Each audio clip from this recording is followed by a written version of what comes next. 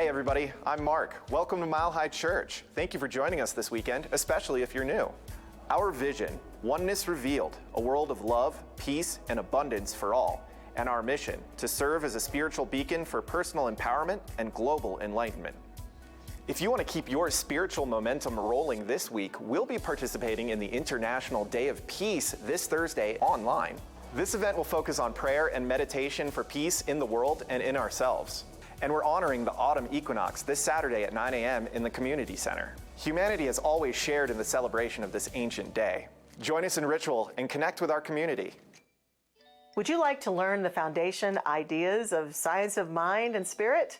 Well, we've got a class for that. It's called Foundations of Science of Mind. In this class, you will absolutely learn the core principles of our teaching. You'll get to learn more about affirmations and how to use them in your life, more about that prayer process we call it spiritual mind treatment, and how to do that for yourself and others. Plus, you'll meet some great people, have a great time. This is a wonderful 8-week class that we're holding this fall. Would love to see you there. For more information about anything you've heard today, stop by the Event Center or connect with us online at milehighchurch.org. And for more high fives, stop by my hands. Great job, Mark. Hey, thank you for coming to Mile High Church. And guess what? The Mile High Choir is here. And the Mile High Choir is being directed by Rebecca Stoudemeyer. So we're really happy to have you here, happy to have all of you here, and we're going to sing together, shall we, Mike? All right, here we go. All right, here's a song about community, how we're all connected, and how we're all mile high. All right, here we go.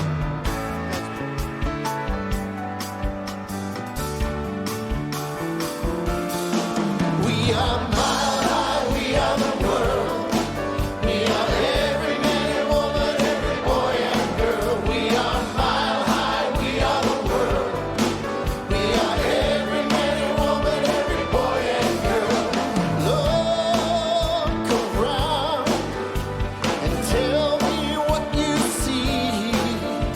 Smiling faces shining back at me. All of my neighbors, all of my friends, one mind, one life, one heart. Yeah, we are mile high, we are the world. We are every man and woman, every boy and girl. We are mile high, we are the world. We are every man and woman, every boy and girl. Take my hand, together we will be love and light. We stand in unity. All of my neighbors, all of my friends, one mind, one life, one heart. Come on. We are mile high, we are the world. We are every man, woman, every boy and girl. We are mile high, we are the world. We are every man, woman, every boy and girl. Let's hear you. We are mile high, we are the world. We are every man and woman, every boy and girl. We are mile high, we are the world. Yeah. We are every man and woman, every boy and girl. We are mile high, we are the world. We are every man and woman, every boy and girl. We are mile high, we are the world. We are every man and woman, every boy and girl. We are mile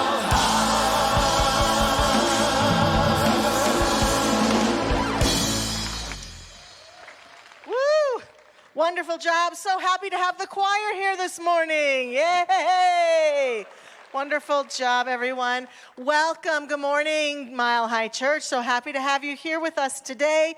Those of you who are in our beautiful Teel Sanctuary, those of you watching online, what a joy it is to be together. One of the things that I have always loved about spiritual community is the opportunity that exists to experience a deepening of healing in my life with regards to any issue. And so I'm very happy to be joined in our welcome this morning by one of our ministers who leads our healing ministry. Please welcome Reverend Kay Johnson.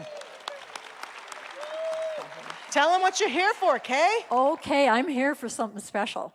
So I know that all of you are aware of how much the ministers love to guide us and give us guidance. Well, I'm here to say, have you ever wanted to give the ministers a little guidance?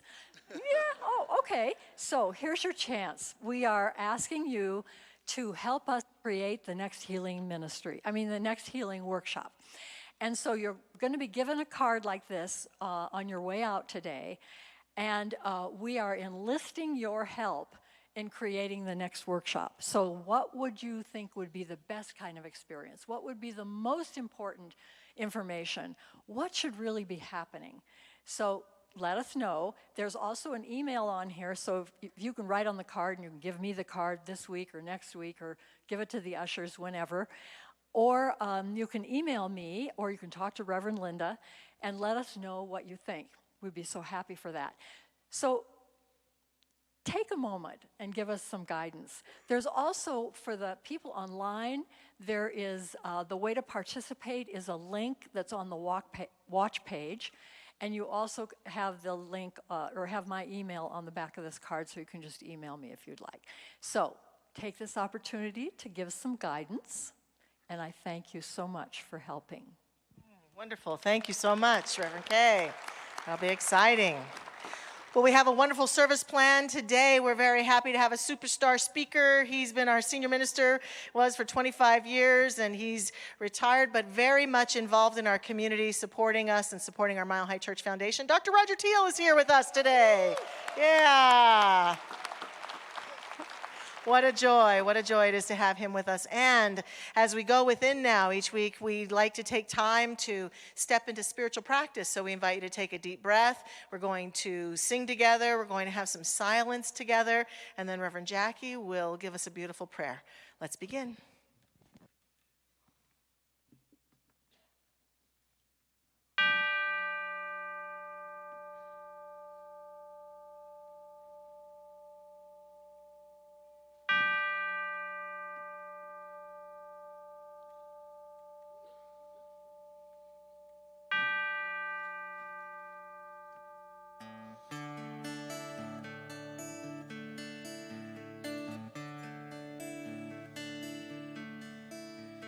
Surely the presence of God is in this place. I can feel the mighty power and the grace. I can hear the brush of angel wings. I see glory on each face. Surely the presence of God is in this place.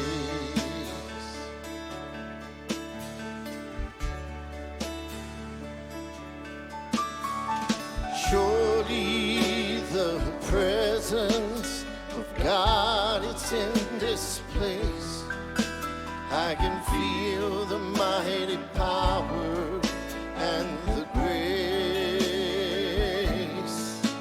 I can hear the brush of angel wings. I see glory on each face. Surely the presence of God is in this place.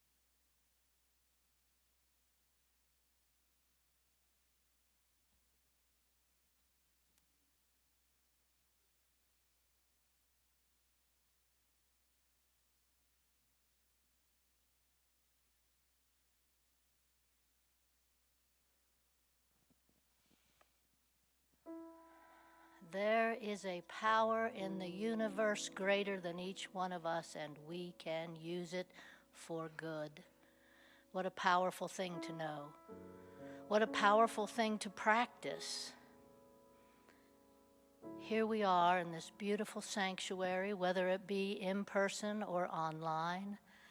We know that Spirit has filled this space, filled each person in this space, and those who are in our digital world. Knowing everyone feels the power that is present in this teaching of science of mind and spirit. Knowing that each person who is sitting in this room feels the power of the person next to them or within the room, and the power of the thousands of people who have passed through this beautiful dome of consciousness. Thank you, Spirit. We say a special word this morning for Libya. Our hearts break. Our hearts break at their loss, the loss of lives, the loss of livelihoods, the loss of homes, and yet I know God is right there in the center. And so they feel it within their hearts.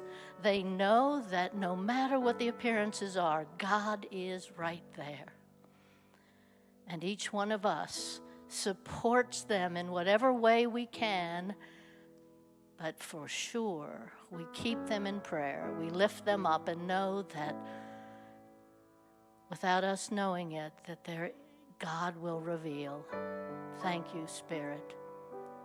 And now I'm thankful for this service, for knowing that we get to experience, whether online or in person, the power of Dr. Roger's talk, the beauty of the music, the grace of each of our volunteers. And I'm so thankful we get to be here at this time in this space.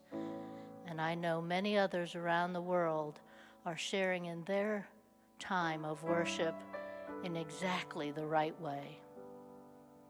So I can let this prayer go right now because I know it is unfolding in perfection now. Thank you, God. And together we affirm. And so it is.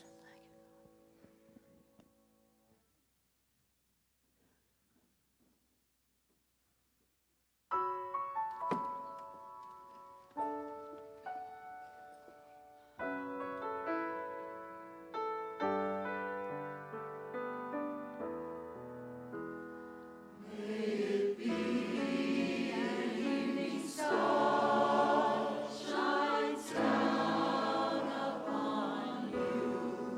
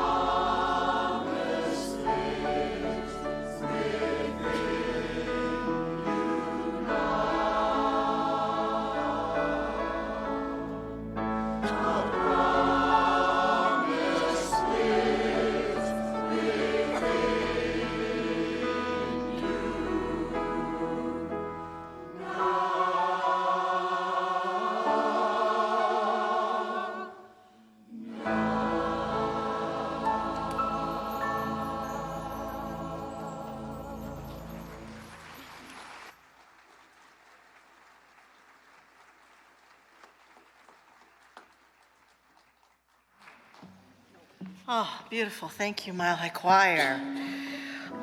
Our inspirational words today are brought to us by two of my favorite spiritual leaders. The first from His Holiness the Dalai Lama. He says to us, when you are discontent, you always want more, more, more. Your desire can never be satisfied. But when you practice contentment, you can say to yourself, oh yes, I already have everything I need. And from the founder of our teaching, Dr. Ernest Holmes, there is an inner life into which we may plunge, an inner consciousness in which we may bathe. As water purifies itself by flowing, so our inner realization of the flow of life through us purifies the stagnant pools of our fears and doubts. Travelers crossing the desert, covered with dust and filled with weariness, seek the refreshment of an oasis, the shelter of a rock in weary land, the cool shade under a spreading palm. So we, with a mind weary with confusion and exhausted with too much effort, should seek a spiritual oasis, an inner communion with the invisible presence.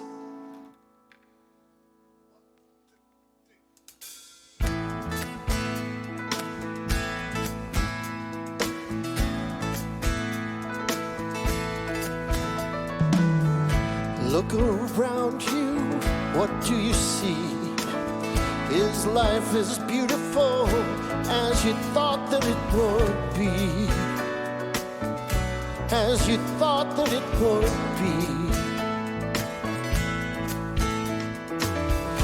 Look inside you, what do you feel?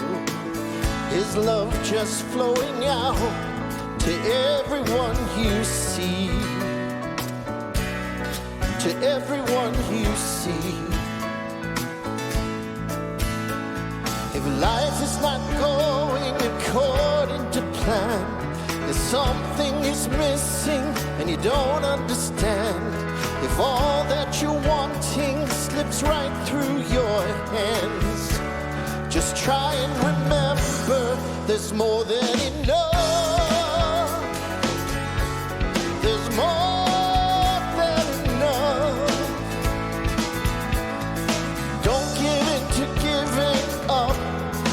More than enough. There's more than enough. Don't give in to giving up, 'cause there's more than enough. What's your vision? Do you believe that you are calling in all that you see?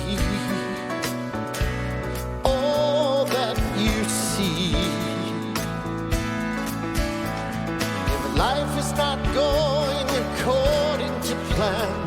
If something is missing and you don't understand, if all that you're wanting slips right through your hands, just try and remember there's more than enough. There's more than enough. Don't give in to giving up, 'cause there's more than enough. Yeah, there's more than enough. Don't give in to giving up, 'cause there's more than enough. It's reaching out, it's letting go, it's gratitude, it's in the flow. Mother Nature sings this song, it's up to us to sing along. There's more than enough. There's more than enough. Don't give in to giving up. There's more than enough. There's more than enough. Don't give in to giving up. Don't give in to all this stuff. Just give it to abundant love, 'cause there's more than enough.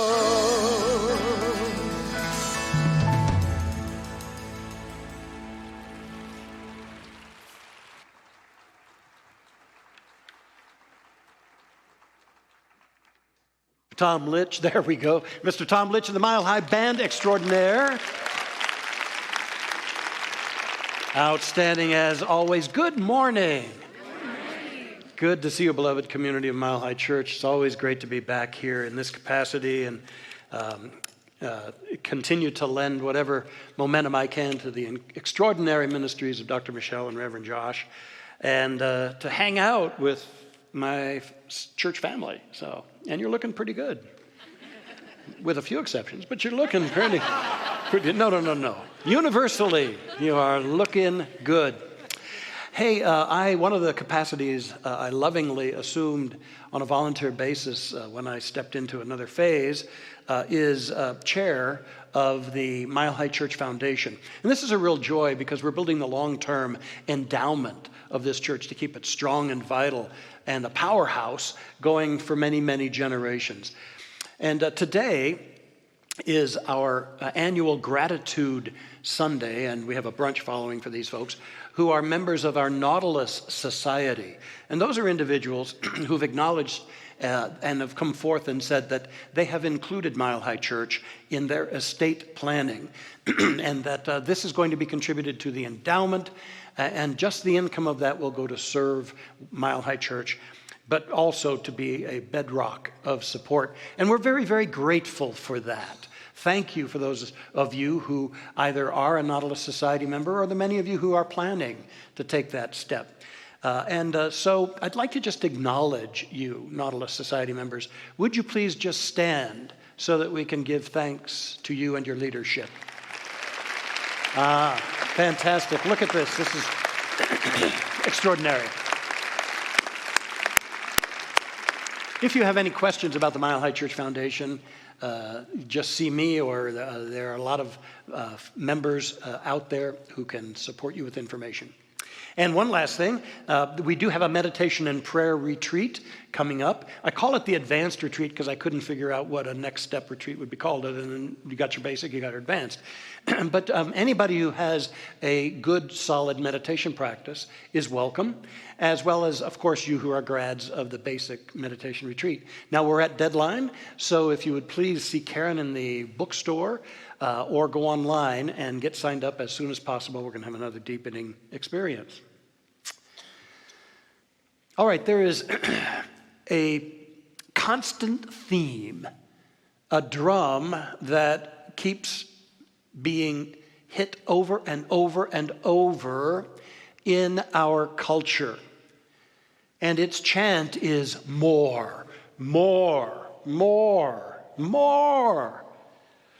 And it is so pervasive, so pervasive.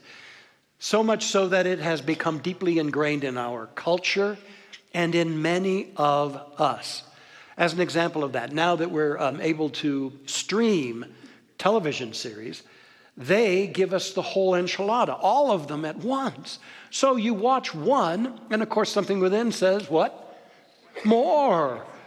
And more and more and more.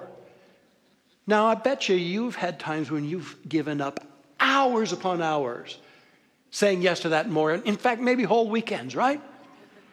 Don't sit there looking pious at me. I know. Indeed. Now, at least the New York Times is trying to protect us from ourselves because they give us only one wordle a day. Only one. And if you don't know what a wordle is, explore that at your own risk. More, more, more, more. It's insistent. More money, more stuff, bigger houses, more impressive cars, trendy clothes, the latest phone or the latest watch, whatever the case. Now, we all have certain basic needs in life, survival needs, of course, and we all desire that which supports our well-being. We have the desire for enjoyment. And the good news about this teaching is that we are here to enjoy life and to multiply the good of life. And so that's all good. And yet the challenge is that what I will call the marketplace is hard at work 24/7, convincing you that you're not complete without what they've got for you. And you need more. You need more, and you're not going to be quite as happy as your peers unless you have this more. And it's a constant barrage from the marketplace, as it were, trying to sell you on this more. And I think if we're going to live a conscious life, we have to take stock in that. Is what I'm seeking to achieve or acquire in my life lifting me up? Is it serving me? Or is it just, have I become hypnotized by this constant more? To what degree have I bought into that? Now, in addition to the marketplace, another arena where more is a constant chant is actually at a level of ourselves. It is the fearful ego. That aspect of us that has a worldly concept of us, mostly imbued with a sense of inadequacy, not enoughness. The ego defends against love and fears life. So more for the ego is give me more praise. I need more praise. I need more recognition. Oh, and I need more prestige and power, and I need to protect whatever it is that I have of that. I need more security, more safety. More safety. I need agreement. I need people to understand me and agree with me. I need sympathy. I need pitying. Oh, the ego says, I need to be liked. Like me, like me, like me. No, be a chameleon so you'll like me. More invitations, more involvement. The ego yearns for that. There's an epidemic around called FOMO. You know what that is? Yeah, fear of missing out.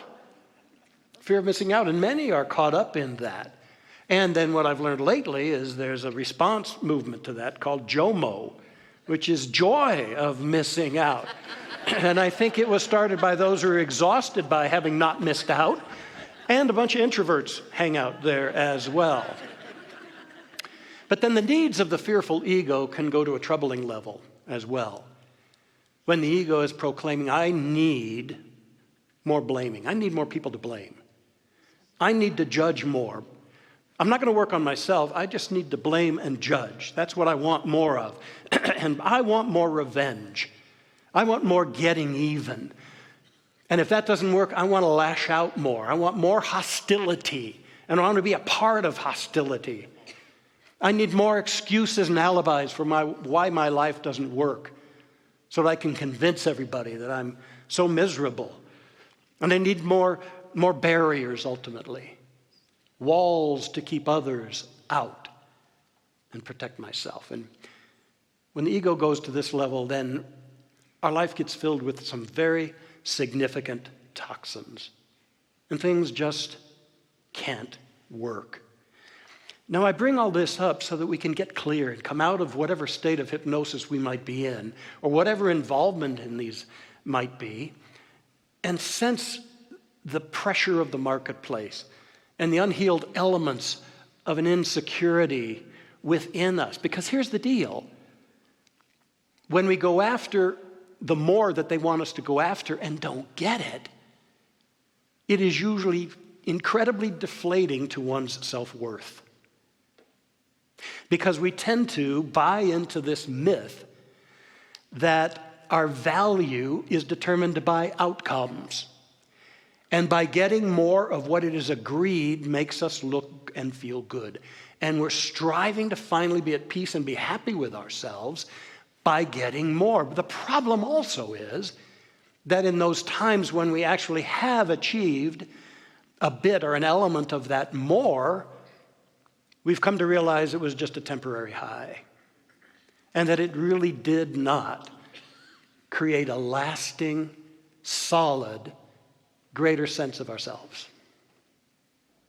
So as we get clear about this and open our eyes to this, then we can do something. And this is my first recommendation for this.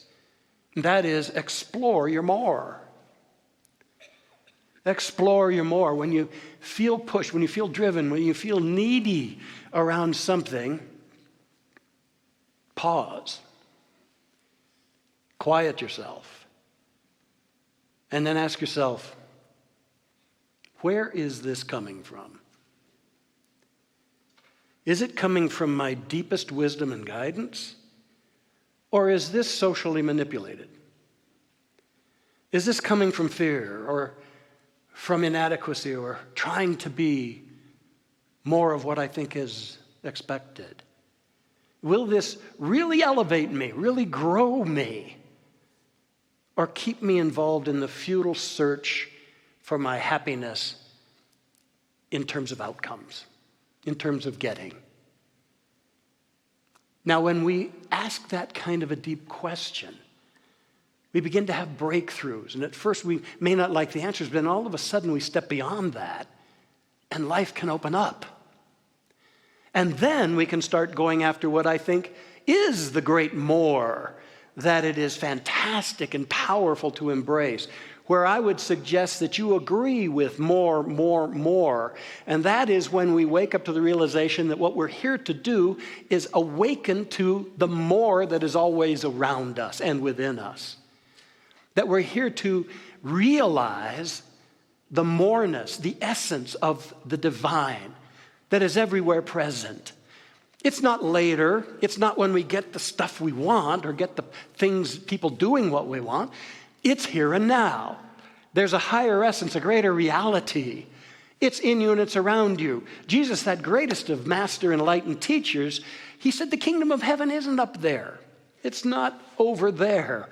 He said the kingdom of God is within you. It's within you.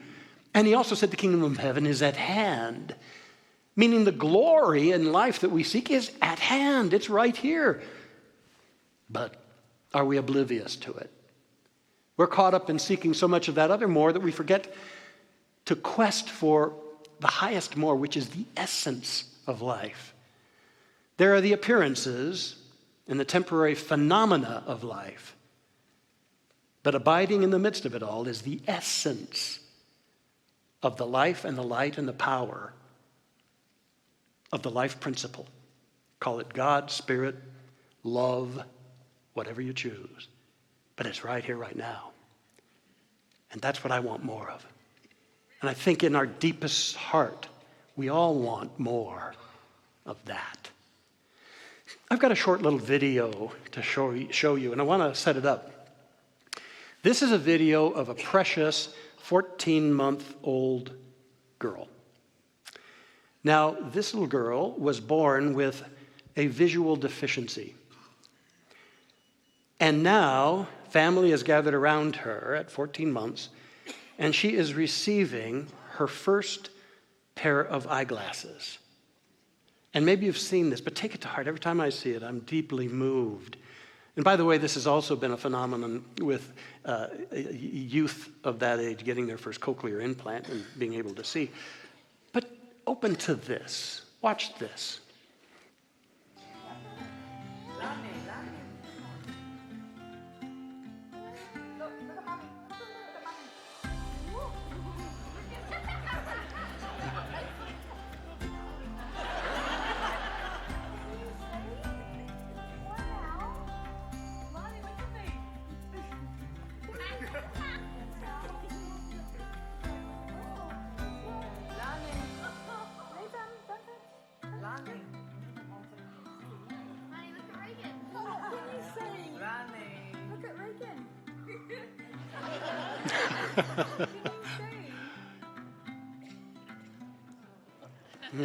I just love that. You know why I showed you that? It's because I think the child within us wants to open up to life just like that. Jesus is recorded to have said, "You have eyes, but you don't see. And you have ears, but you don't hear." We don't get it. Because we're looking at the gross appearances and judgments of things. And in 1 Corinthians, it's written, we look as through a glass darkly. And so we come to the startling realization that we're sleepwalking through this life. Or we're seeing such a tiny slice. and there's this glory around us. And that is a symbol of what happens when we awaken. We come out of our sense of limitation and our self-disregard, and we open to the essence of the Spirit that has always been here. And whenever we do, just like that child, we are transformed. We have this kind of an experience again. It's like, oh my God, I was stumbling over myself, but look at life all around me. Oh my God. And this is what the master teachers have been saying. Wake up. What are you going after in life? How about going after more experience, more realization? It's not about physical eyesight, it's about insight. How about going after the insight that realizes life is glorious in every moment, even our moments of struggle? That there's this glory, this power, this light, this presence here and now. That's the core of this teaching, that the divine is here now. The kingdom is within and all around us, if we have eyes to see and ears to hear. So what we really need more of, and I know that many of you have been on pins and needles waiting for today's acronym. Well, it is with that word more, moments of realizing essence. That's what we need more. When you need more, it's moments of realizing the essence of life that doesn't leave, that isn't crowded out by our challenges or what's going on around us. The essence, the beauty, the light, the love, the power, the reality of life. And here's the second key about that. The corrective lens that helps us perceive this, the corrective lens is the heart. The heart. If I can open my heart in any situation and experience and view and perceive and encounter life through my heart, I have that wow experience. It's like, oh my God, I was living in such a limited vibration, such a limited scope. And look what's here. I invite you into that right now. This place is so glorious, and you are so glorious. This community is so glorious. Wow. It's like you become a proverbial wow all the time. Not a bad way to live, by the way. And then all the carrots dangled at you. Now, this will give you meaning. This will be great. This will be happy. Some of you might say, well, okay. But you receive them not as an additive to your life substantially. You see them for what they really are. And you really know what has value and primacy. So you go to the heart this week and you open up to the essence. You have some moments of realizing essence. Maybe you're with somebody. Maybe it's somebody you know really well. Maybe it's somebody you hardly know. And as you're sharing and you're hearing and learning about them, you can have your heart sense of there's so much more than I know or they know. This is a luminous light being here with a base of potential that will forever be unfolding. And you can be in this awe around somebody as you get a sense, a report out from them of what they think they know of themselves right now. And you begin a relationship, but you got that sense of more. Maybe you're taking a walk in nature. And rather than just seeing pleasant objects around, you shift into your heart and you realize this is a dance of the divine I'm in. This glorious spectacle, this panorama of beauty and life presencing itself so phenomenally, and I'm a part of that. It's not me and it, it's all of us. And all of a sudden, there's an inner fulfillment that nothing can quite equal. Or maybe you go to your heart and you open up when you're in situations of confusion or chaos, situations of pain or difficulty. inner turmoil, sadness, situations where you feel you're chained to some particular limitation, and yet you go to your heart. And you commune with that essence that can never be imprisoned and can never be limited by the phenomena or the conditions of life. And something in you grows bigger than that which you're facing. So next Sunday in part 2, I want to go through the applications of this, which are tremendously powerful. And we'll delve deep into that and some of my own personal experiences of this as well. But today I want to leave you with 2 examples. The first is a person who found the more in a situation, in a really horrendous one. And the second is about a person who found the more within themselves. Okay? So I begin with a story that was recounted to the wonderful spiritual author Andrew Harvey by a person named Isaiah, and it was told to him about when he was 12. When Isaiah was 12, and Isaiah was caught up in the horror that was the Holocaust. And he fell at that time in the concentration camp into a state of deep, deep despair because his mother and his father and his sister had all succumbed to death due to starvation in the camp. And he knew that his chances of being freed, much less surviving, were very slim. And then to top it off, a sadistic guard beat him with a leather strap until he bled. And so he told Harvey, he said, all I knew was that I had to decide once and for all whether the horror that I saw around me was the ultimate reality, or whether the joy and tenderness I could still feel stirring inside me was the truth. I knew that they couldn't both be the truth. And so he told Harvey that he contemplated this for months. He said, I wept over it, I wrestled with it. I had to know or I would drown in darkness. For the first time, I started to pray. My prayer, which I began to repeat at every moment, was only 4 words. Show me the truth. Show me the truth. But nothing came. Not a single insight, not a single vision. No dream with any comforting angel. But Isaiah went on praying, he said. And then early one winter morning, he heard a quiet voice say, you must decide. You must decide.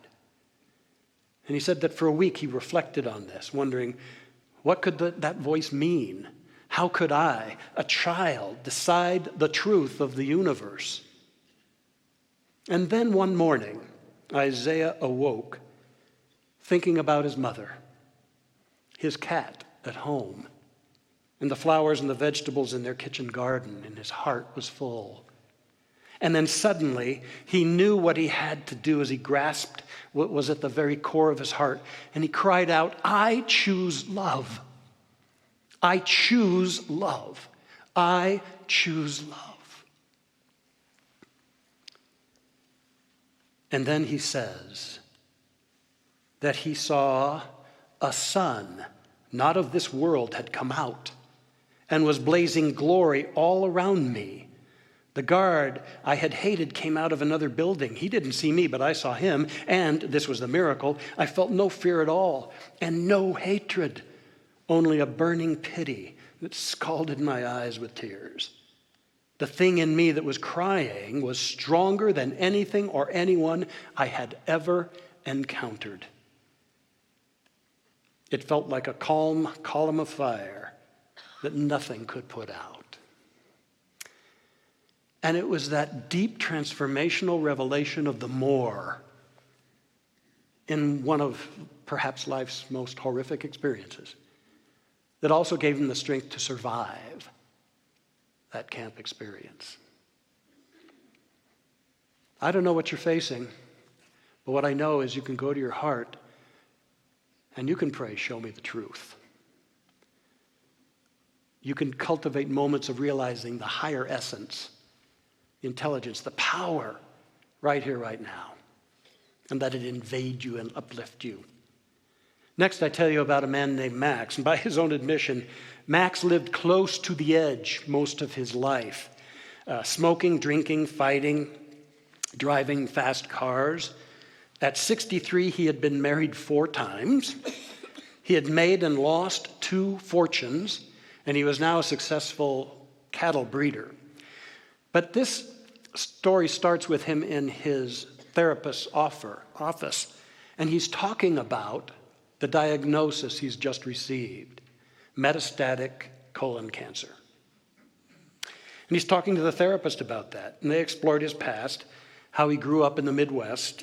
His father had been a cowboy, and he was closer to his mother, and his older brother, was closer to his dad. And he shared how he was born prematurely, and he was a sickly kid for his first 2 to 3 years. And that required an enormous amount of his mom's time and attention. And this began eating at his dad.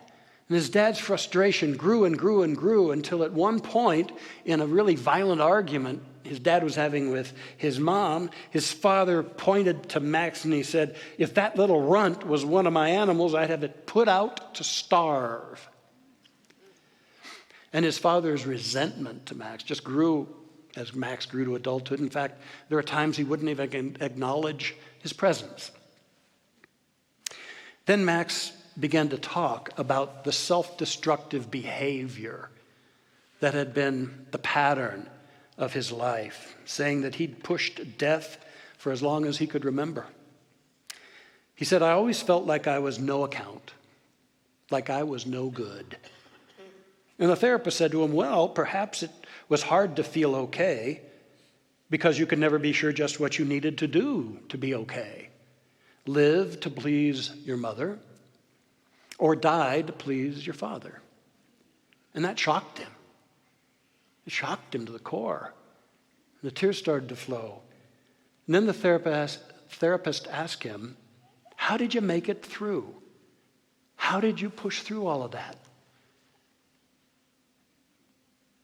And at this point he's sobbing and he shared, "Oh my God, something in me wants to live." And she had him repeat that over and over. Something in me wants to live. Something in me wants to live. Something in me wants to go to the bigger picture of my life.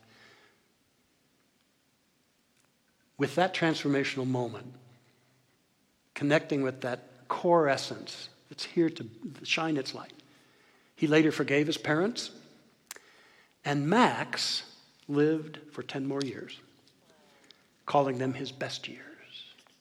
His very best years. We'll hear the drum beat. We will hear the drum beat. More, more, more. Sometimes it's the marketplace. Sometimes it's the unhealed and insecure within us. But how about we start marching to the drum beat of that greater essence of life?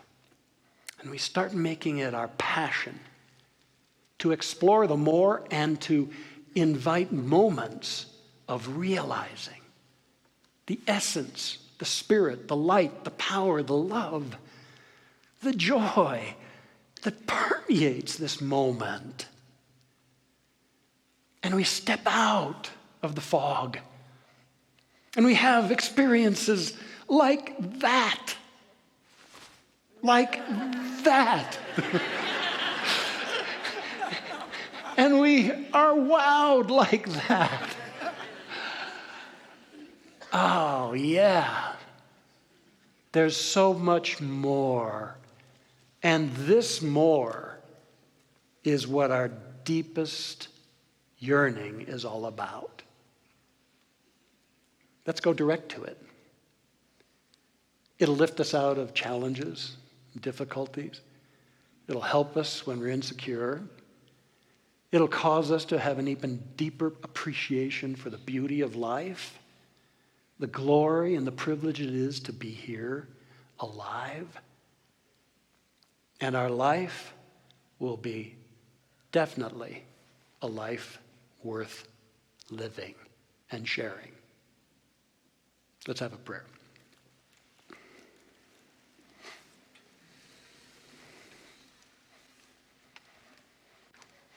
Breathe deep. And may we begin with such great joy that we are not captive, and we need not remain hypnotized and manipulated. We need not struggle along paths to what, at some level, we don't really want. We're free to open our hearts, the corrective lenses of the heart, whereby we begin to see, to perceive, to realize the glory of the Spirit of us. Sense that glory within you. Rather than recounting the past or staying locked in your definitions of yourself, sense God's glory, the moreness of you. Embrace this moment of realizing your precious, God-intended essence. And love that. Give thanks for that. Be at peace with you. For you are as God intends you to be. And that has nothing to do with your circumstances or your past. You are a glorious movement of God's love, an emanation of the light divine. Know that, sense that. And you are an emissary of that light. And your life can be a path of extraordinary meaning and joy. Claim your freedom.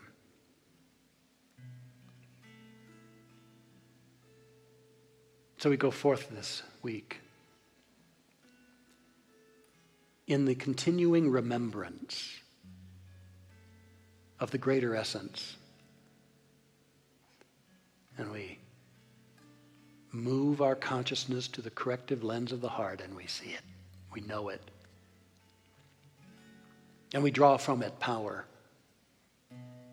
confidence, courage. We are transformed from within.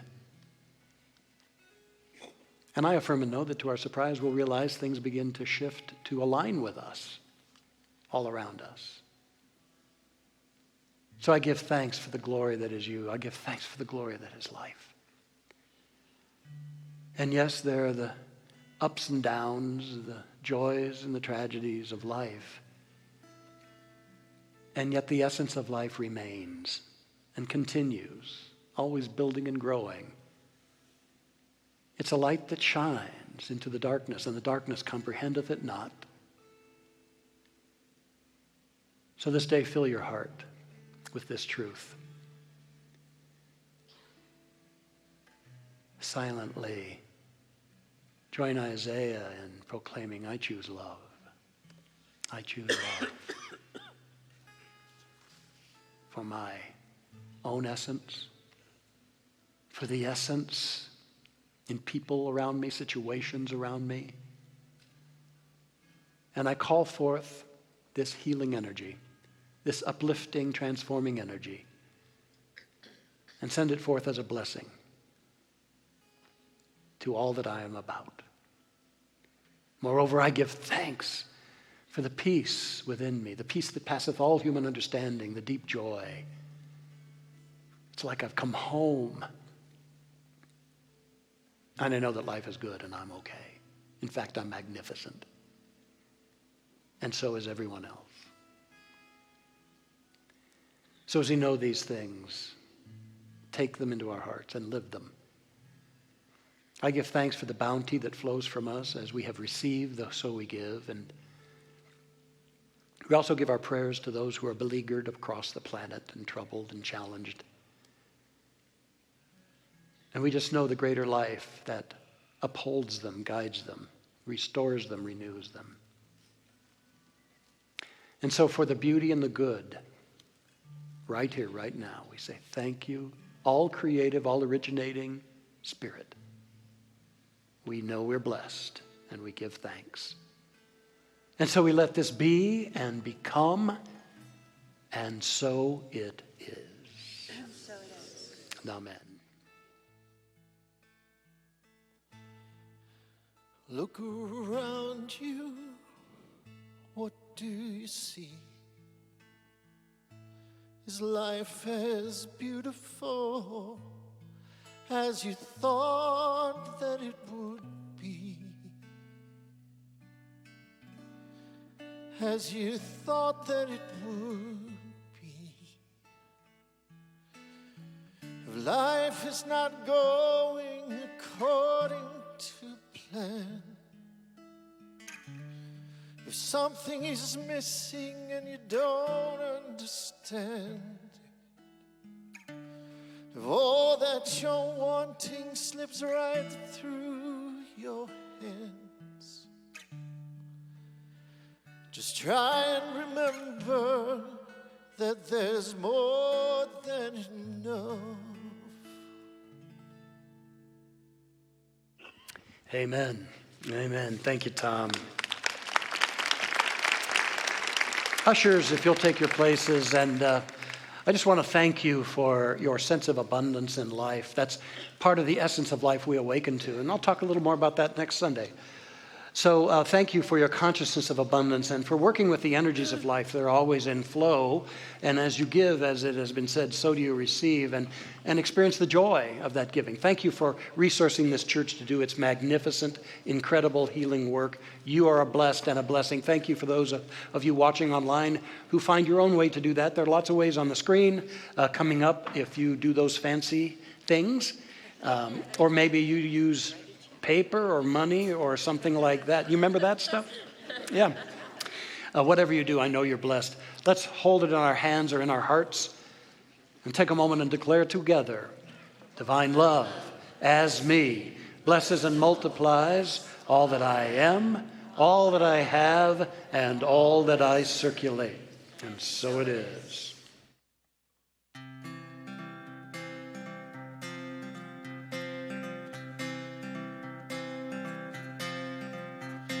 Hold on to me as we go, as we roll down that unfamiliar road. And although this wave has been stringing us along, just know you're not alone. 'Cause I'm gonna make this place your home. Settle down, it'll all be clear. Don't pay no mind to the demons, they fill you with fear. Oh, the troubles, they might drag you down. You get lost, you can always be found.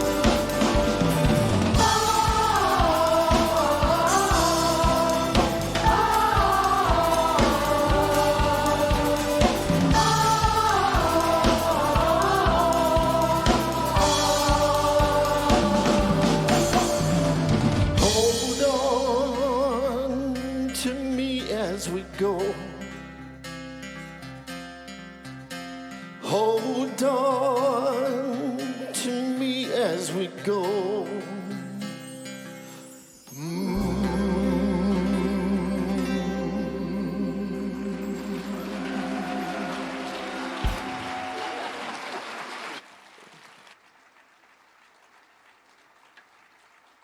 Oh, thank you so much, Tom and Mile High Choir, directed by Rebecca Stoudemire.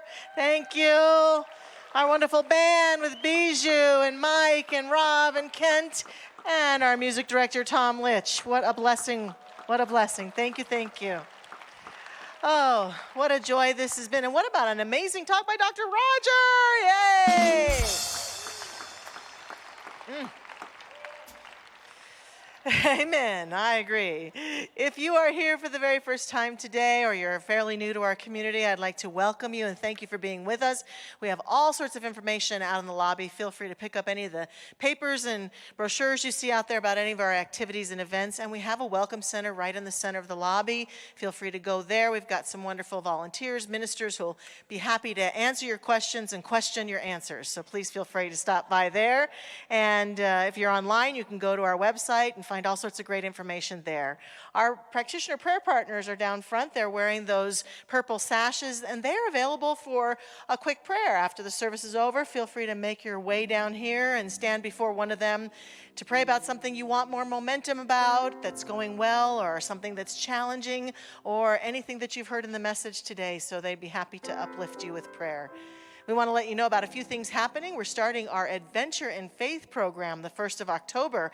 And one of the great things that comes with that is the invitation into small groups. A small group to discuss the concepts that we're talking about during those 5 weeks in October. And so if you'd like to be in an in-person or an online small group, you can go to our website and sign up for one. There are many dates and times available. And we'd love to have you get connected and feel more connected to your spiritual community and have a chance to really deepen and grow through this program. And we've got classes. We've started classes. This week we start Spiritual Practices with Reverend Zamira. It's a great class to learn more about your own spiritual practice and deepen and experience a number of ways of doing practice. And Reverend Jackie is going to be teaching a class. Tell us a little bit about it, Jackie. I'll be teaching Pillars. Pillars is really will teach you how Ernest Holmes came up with many of the ways that the practices that we use and the philosophy. He first started with Emerson when he was very young. His brother introduced him to him, and he devoured it. And then he moved on to Thomas Troward, who introduced him to the law, the universal law, which any of you who know our classes know that's a big piece. And finally is Emma Curtis Hopkins. She was known as the teacher of teachers. Ernest was one of her last students. And the thing that I love that he brought most to Science of Mind was to see the good and praise it. And you remember that was how Dr. Marjorie always lived life. So I invite you to come on Friday. It is an in-person class. I'm sorry for our online folks, but I would love to see you. Is it on Friday or Thursday, Jackie? Thursday. Did I say Friday? We keep each other sane. We check each other out, right? Yeah. The other Friday. Yeah. How's that? Great. That's a wonderful class. And you can see Reverend Jackie out at the Event Center today and talk with her about all the upcoming classes. Lastly, I want you to know we do have flyers for our wonderful event coming up in November with Dan, and he's going to be here with us, and he is Dan Harris, right? Keep me straight, right? We invite you to be ambassadors on behalf of Mile High Church. Pick up a few flyers, give them to friends, put them on bulletin boards and places that you go, and help us spread the word. We still have a few tickets left for that wonderful event. And our Wisdom Keepers are our 55-plus group who meet on a regular basis. They're starting their new season of gatherings for lunches and entertainment and activities and connection. If you'd like to join them this Thursday, the 21st at 11:30, they're having their lunch in the community center, and all of us 55 and over are invited to be there with them. Hey, Dr. Roger, would you like to take us out and finish up our service? Yeah. Hey, let's stand for the benediction and peace song. And one thing I didn't tell you, is that another aspect of more that it is okay to be attached to is more Bronco wins. And so let's beat that drum. So we go forth here in the joy of the realization of the greater essence of good that is all around us and within us now and forevermore. And so it is. Amen.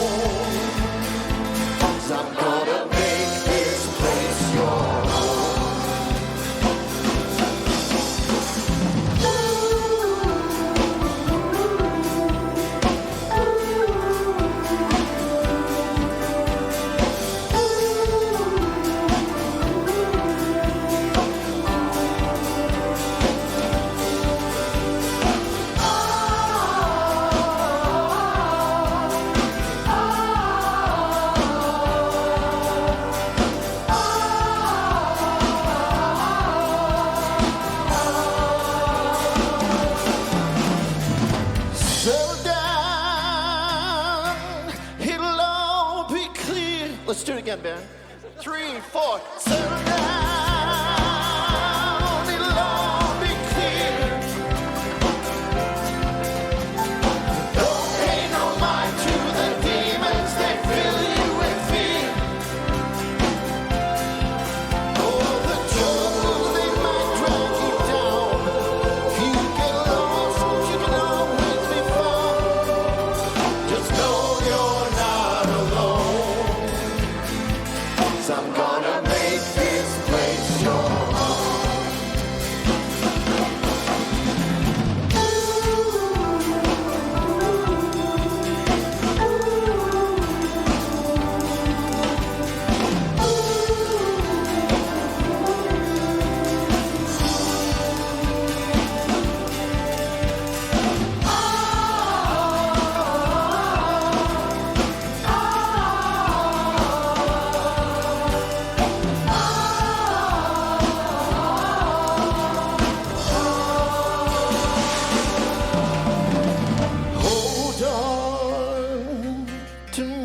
as we go.